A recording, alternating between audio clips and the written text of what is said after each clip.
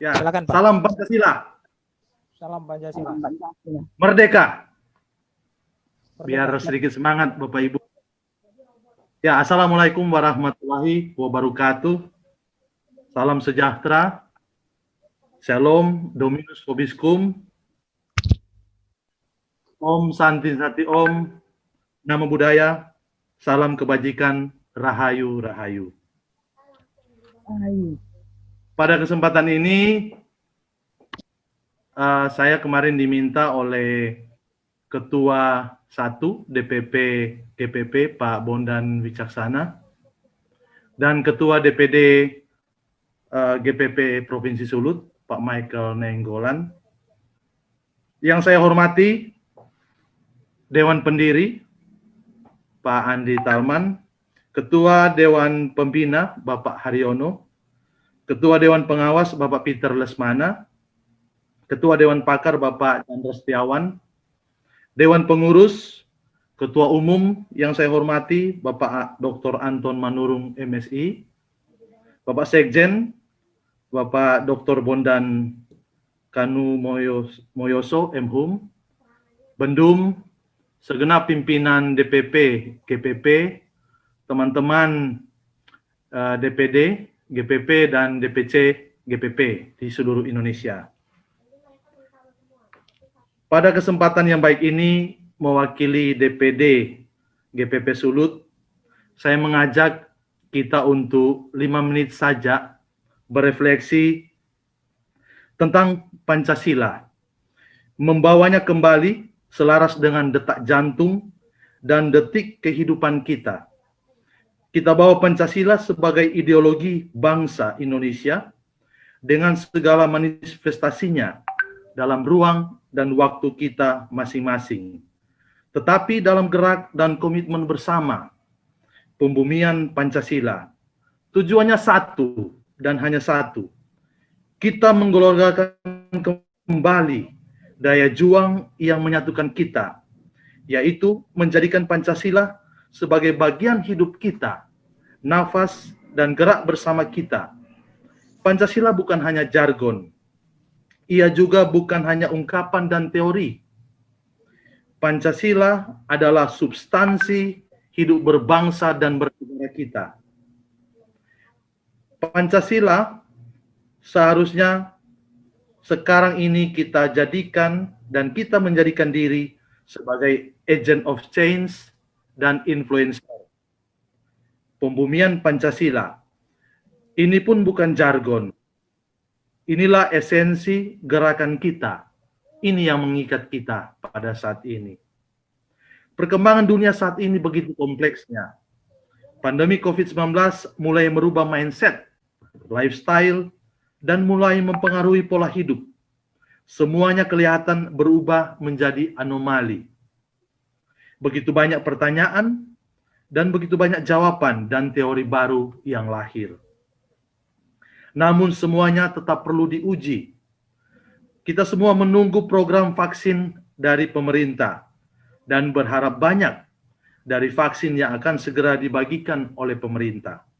Sebuah upaya yang patut kita dukung karena ada harapan besar di sana. Semuanya berharap dengan vaksinasi ini, asalnya adaptasi kebiasaan baru, new normal benar-benar akan berjalan. Harapannya, gerakan bersama ini akan berpartisipasi dalam membangkitkan pemulihan ekonomi, sosial, dan banyak bidang kehidupan yang lain. Menjadi pertanyaan bagi kita semua, apa yang harus kita lakukan di masa ini, dan apa relevansinya dengan gerakan pembumian Pancasila? Bagaimana kita menjadi agent of change dan influencer pembumian Pancasila? Saya mengajak kita semua melihat dan merefleksikan beberapa poin ini. Ada 5 poin. Poin pertama, saya setuju dengan Benedict Anderson, seorang sejarawan dan filsuf kebangsaan, bahwa nasionalisme tidak akan pernah hilang. Maka mari kita mengapresiasi setinggi-tingginya para pendiri bangsa, pahlawan, tokoh-tokoh kebangsaan yang menjunjung tinggi Pancasila pluralisme, dan kemajemukan menjadi hal dan keniscayaan yang sangat penting. Di atas bahu kita terlentang tantangan dan kewajiban untuk melanjutkan dan mewariskannya kepada generasi berikutnya, untuk terus memanifestasikan dan mengembangkan nilai-nilai luhur serta kearifan lokal.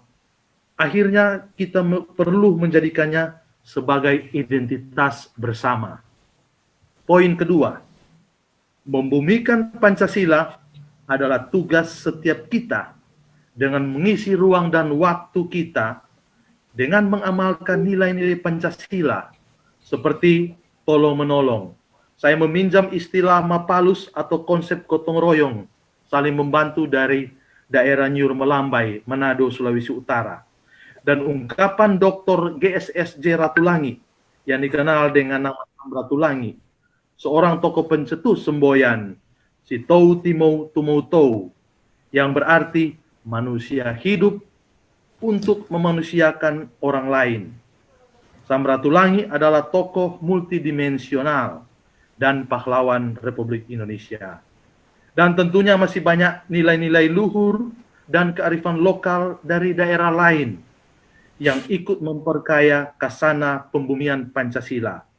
Maka nilai-nilai Pancasila harus menjadi satu substansi dan bukan lagi abstraksi.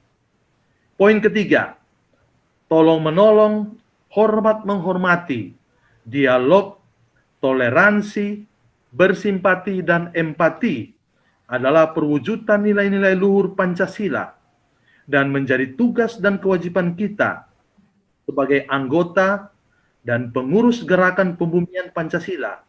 Kita menjadi agent of change dan influencer melalui perkembangan teknologi digital di era physical distancing saat ini dan mematuhi protokol kesehatan serta mendukung program pemerintah serta bersama TNI Polri melawan semua bentuk radikalisme dan ideologisasi.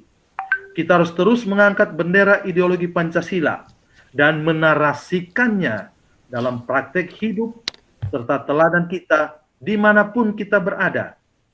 Maka kita telah ikut merawat dan merangkai kebangsaan yang kita cita-citakan. Poin keempat, tugas kita sebagai agent of change dan influencer dengan cara kita masing-masing yang sesuai dengan hakikat pembumian Pancasila itu menjadikan kita beridentitas gerakan pembumian Pancasila baik di DPP, DPD, dan DPC. Poin kelima, upaya terus-menerus membumikan Pancasila adalah menjadi program tanpa batas waktu dan ruang, serta meneruskannya kepada generasi berikutnya dan seterusnya. Maka Pancasila menjadi bagian keseharian hidup kita dengan menggunakan semua sarana dan prasarana yang ada, termasuk secara khusus teknologi digital lewat webinar, Rakornas, Rakerda, dan program-program menjadikan Pancasila sebagai nilai luhur peradaban bangsa Indonesia. Salam gerakan pembumian Pancasila, Pakatuan Wopakalawiren.